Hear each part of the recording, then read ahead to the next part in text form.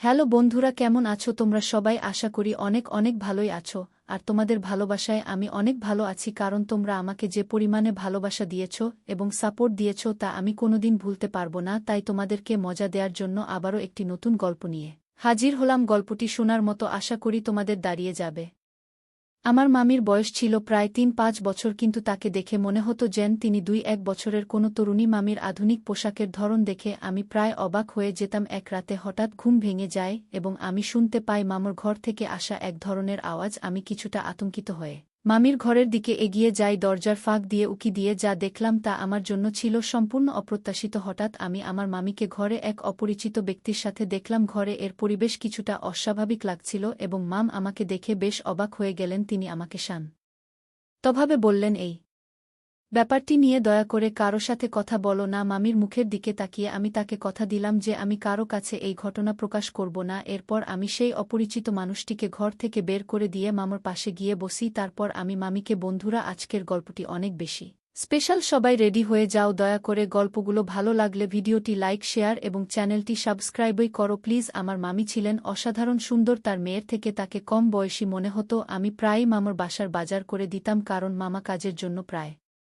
বাইরে থাকতেন। একদিন মামা আমাকে ডেকে বললেন, বাবা, আমি ৩ মাসের জন্য বিদেশে যাচ্ছি। আমাদের কোম্পানির নতুন একটি প্রজেক্টের কাজ সামলাতে হবে। তুমি তো আমাদের পরিবারের একজনই, তাই আমি চাই তুমি বাড়ির দিকটা একটু দেখে রাখো। তারপর তিনি যোগ করলেন, তুমি তো আমার মেয়ের মামাতো ভাই আর আমার দীর্ঘ সময়ের জন্য বাইরে থাকতে হবে। আমি চাই তুমি কয়েকদিন আমাদের বাড়িতে থেকে আমার স্ত্রী ও মেয়ের দেখাশোনা করো। আমার মেয়ে সারাদিন ইউনিভার্সিটিতে ব্যস্ত থাকে, সন্ধ্যায় বাড়ি ফিরে। তখন যদি তোমার মামির কোনো সাহায্যের প্রয়োজন হয়, তুমি তো আছো। আমি তার কথায় সম্মতি জানালাম এবং দায়িত্ব নিতে প্রস্তুত হলাম। আমার ভেতরে পরিবার ও সম্পর্কের প্রতি দায়িত্ববোধ কাজ করছিল, তাই চাচার অনুরোধ রাখতে রাজি হলাম। মামা যখন স্বল্প সময়ের জন্য বাইরে যেতেন তখন খুব একটা চিন্তা করতেন না, কারণ আমি সবকিছু সামলে নিতাম। কিন্তু এবার ৩ মাসের জন্য যাওয়ার প্রস্তুতি নিচ্ছিলেন, আর এই দীর্ঘ সময়ের জন্য পরিবারকে একা ফেলে যেতে তার মন সায় দিচ্ছিল না। মামার উদ্যোগ দেখে আমি বললাম, আপনার কোনো চিন্তা করতে হবে না, আমি সব ঠিকভাবে সামলে নেব। আপনার সম্মান আমারও সম্মান। আমার এই কথাটি সত্যিই মন থেকে বলা ছিল, কারণ মামা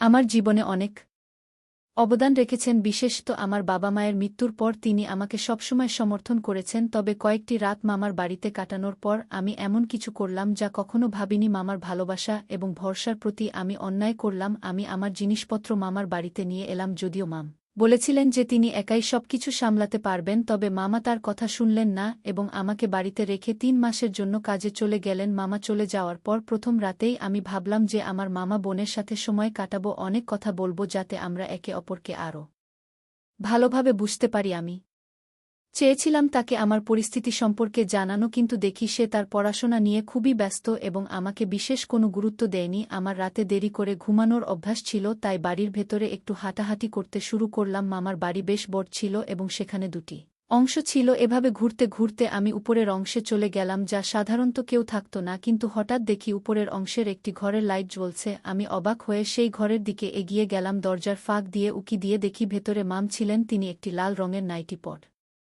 এছিলেন এবং নিজেকে সুন্দর করে সাজছিলেন। তাকে দেখে মনে হচ্ছিল তিনি যেন রূপের রানী। এই প্রথমবার আমি মামিকে এমন অবস্থায় দেখলাম, কিন্তু এখন বুঝতে পারছিলাম মাম আসলে একজন সুন্দরী এবং জীবন্ত নারী। মামিকে দেখলে মনে হতো তিনি তার বয়সের তুলনায় অনেক বেশি সুন্দর এবং আকর্ষণীয়। সেদিন তাকে পুরোটা খেয়াল করে আমার মনে এক অদ্ভুত অনুভূতি জেগে উঠল, কিন্তু তারপরে আমি যা দেখলাম তা সত্যিই আমাকে অবাক করে দিল। মাম একজন অন্য লোকের সাথে ঘনিষ্ঠ অবস্থায় ছিলেন। তাদের দুজনের মধ্যে এমন কিছু চলছিল যা আমি আগে কখনো কল্পনাও করিনি, কারণ মামিকে আমি অনেক সম্মান করতাম। এই দৃশ্য আমাকে স্তব্ধ করে বিশ্বাস হচ্ছিল না যে মামার বাইরে থাকার সময় মাম এমন কিছু করত। আমি চুপচাপ পুরো বিশেষটি আমার ফোনে রেকর্ড করে ফেললাম। সকালবেলায় যখন চাচি ঘর থেকে বের হলেন, আমি তার দিকে মৃদু হাসি দিয়ে তাকালাম। আমাকে দেখে তিনি ভীষণ ঘাবড়ে গেলেন। লজ্জায় কাঁপতে কাঁপতে তিনি আমাকে জিজ্ঞেস করলেন, তুমি এখানে কি করছো? আমি তখন আমার ফোনের স্ক্রিনে সেই রেকর্ড করা ভিডিও দেখালাম। মামির চেহারা ভয়ে সাদা হয়ে গেল। তিনি কিছু বলতে পারলেন না। আমি নির্ভয়ে তার দিকে এগিয়ে গেলাম এবং বললাম, এখন বুঝতে পারছি কেন আপনি আমাকে এখানে থাকতে দিতে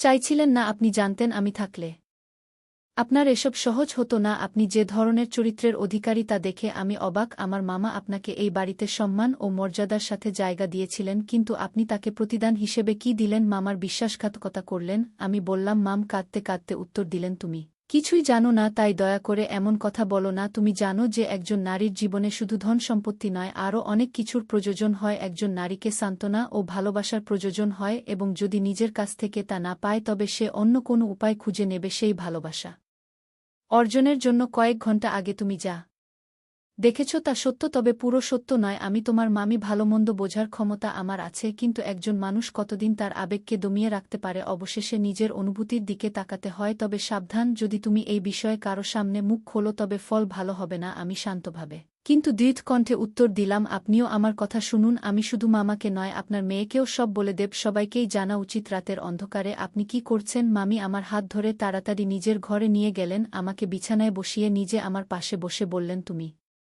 তো আমাদের পরিবারের ঘনিষ্ঠ একজন, আমার স্বামীর আত্মীয়। আমি তো তোমার কাছে সত্যি কিছু কথা বলতে চাই, কিন্তু আমার মেয়েকে কিছু জানিও না। যদি সে জেনে যায় আমি খুব বিপদে পড়ব। আমার ইজ্জতের খাতিরে দয়া করে বিশ্বাসটি গোপন রাখো। মামির চোখের জল আর অনুনয় উপেক্ষা করে আমি বললাম, তোমার এই কান্না আমার সিদ্ধান্ত বদলাবে না, তবে একটা উপায় আছে যার মাধ্যমে আমি এই বিশ্বাসটা গোপন রাখতে পারি। মাম ভয়ে জিজ্ঞাসা করলেন, কি উপায়? আমি ধীরে বললাম, তুমি যদি আমার শর্ত মেনে নাও এবং যা চাই তা পূরণ করো তবে আমি এই বিশ্বাসটা কারো কাছে প্রকাশ করব না। মাম কিছুক্ষণ হতভম্ব হয়ে আমার দিকে তাকিয়ে রইলেন, তারপর নরম গলায় বললেন, তুমি কিভাবে এভাবে কথা বলতে পারছো? তুমি তো পরিবারের একজন। আমি শান্তভাবে বললাম, তুমি যদি ওই কাজ করতে পারো তাহলে আমার শর্ত মানতেও তোমার আপত্তি থাকা উচিত নয়। মামি নির্বাক হয়ে আমার দিকে তাকিয়ে থাকলেন, আর আমি নির্ভীকভাবে দাঁড়িয়ে রইলাম। আমি বললাম, আপনি কতদিন ধরে এই কাজ করছেন আমি জানি না, কিন্তু এতটাই চতুর আপনি যে মা আমাকে কিছু বুঝতে দেননি, এমনকি আপনার মেয়েকেও যে আমার হবু বউ। আপনি কি কখনো ভেবেছেন যদি আপনার মেয়ে, যে নিজে একজন তরুণী, আপনাকে এমন অবস্থায় দেখত সে কি ভাবত?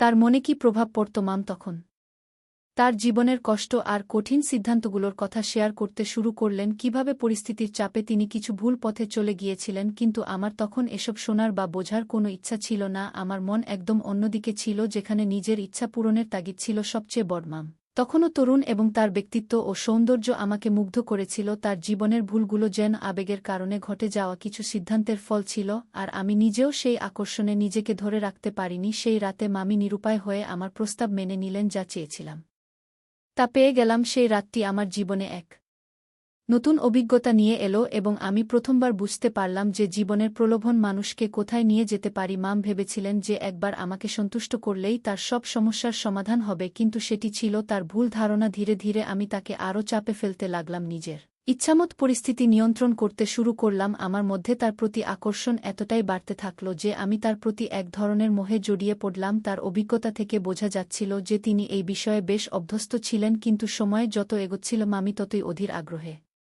অপেক্ষা করছিলেন মামার ফিরে আসার জন্য, যেন আমি তাদের বাড়ি ছেড়ে চলে যাই। মামা ফিরে আসার পর আমি তার মেয়ের সঙ্গে বিয়ের প্রসঙ্গ তুলে বললাম, আপনাদের বাড়ি ছেড়ে যেতে আমার মন চাইছে না। নিজের বাড়িতে ফিরে গেলে আমি ঠিক থাকতে পারব না। মামা আমার কথা শুনে বললেন, আমারও তো একই ইচ্ছা। তোমরা বিয়ের পর আমাদের সঙ্গেই থাকো, আমাদের একমাত্র মেয়ে, এবং তোমাকে বাড়ির জামাই করতে আমার কোনো আপত্তি নেই। এতে তো আমাদের বাড়ি খুশিতে ভরে উঠবে। মামার এই প্রস্তাবে আমি তৎক্ষণাৎ সম্মতি